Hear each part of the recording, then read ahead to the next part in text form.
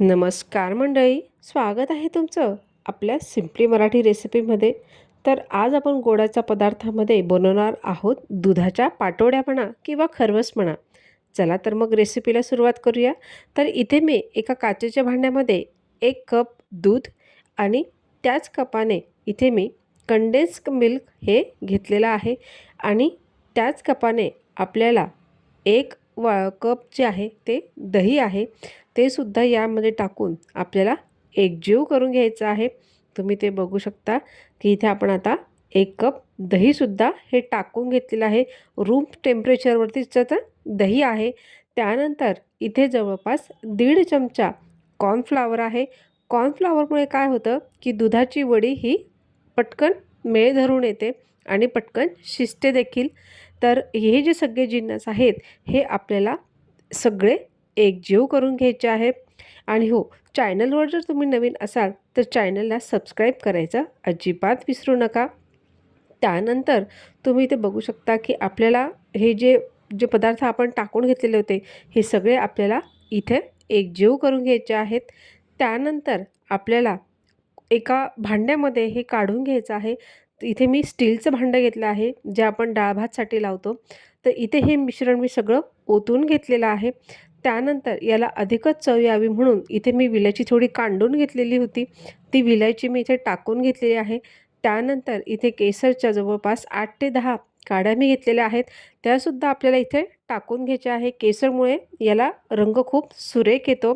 आणि त्यानंतर आपल्याला हे वाफवून घ्यायचं आहे. तर इथे मी कुकरमध्ये पहिलेच पाणी थोडं घातलेलं होतं 1 ते 1.5 ग्लास.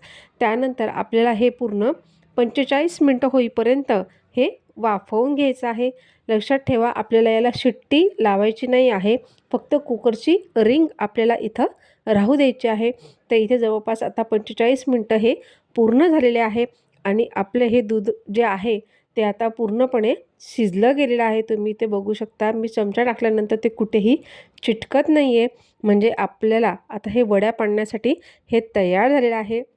लक्षात ठेवा, याच्या गरम गरम वड्या ह्या पाडायच्या नाही आहेत. याला पूर्ण गार होऊ द्या.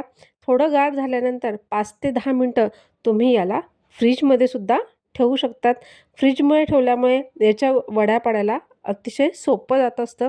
तर तुम्ही ते बघू शकता, अतिशय सहजपणे इथे आपण त्याच्या वड्या पाडू शकतो आहोत. आणि तुम्ही बघू शकता याचा रंग आणि सुवास दोघंही एकदम सुरेख होते. तर तुम्ही ते बघू शकता की अशा पद्धतीने आपल्याला ह्या वड्या ह्या पाडून घ्यायच्या आहेत.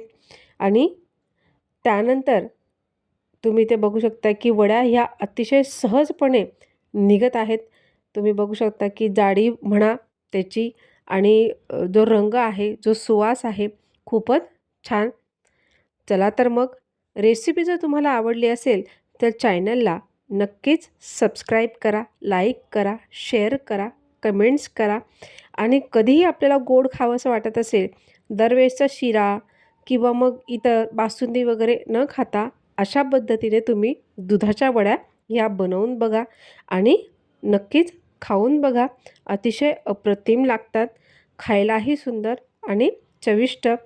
आणि त्यानंतर इथे तुम्ही बघू शकताय की एकूण एक वडीला रंग हा फार सुरेख आलेला आहे आणि अतिशय सहज या तुटतात देखील, एकदम सॉफ्ट या तयार होतात. चला तर मग रेसिपी आवडली असेल तर नक्कीच like, share, comments and subscribe.